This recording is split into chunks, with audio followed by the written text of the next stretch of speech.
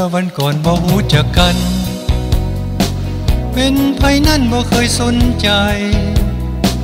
แต่วันนี้เจ้าผ่านเข้ามาหัวใจให้วันไว้ละเมอเพ้อหาเจ้าผ่านมาเยี่ยมเยือนปารีสให้อ้ายนี้เทคแขกควันตาเจ้ามาจากดัลลัสฟอร์ตเบิร์ธสุดฟ้า from USA จากฟ้าแดนไกลเพียง10 วันอยู่ใกล้ชิดกัน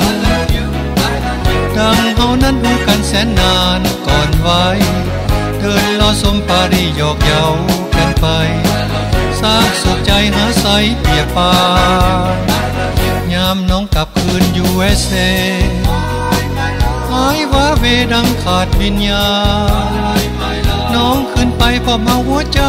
อ้ายนั้นไว้เป็นประกันจองอ้ายอยากไปหานาง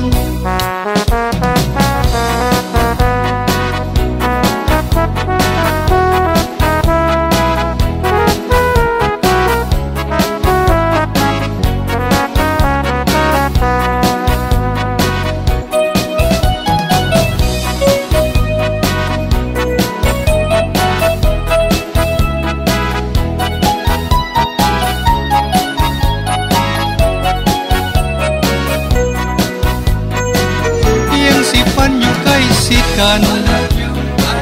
ดังเฮานั้นรู้กันแสนนานก่อนไว้เดินลอสมปารีหยอกเย้ากันไปสร้างสุขใจหาใสเปียกปานยามน้องกลับคืน USA หายว่าเวดังขาดวิญญาณน้องขึ้นไปพอมาหัวใจอ้ายนั้น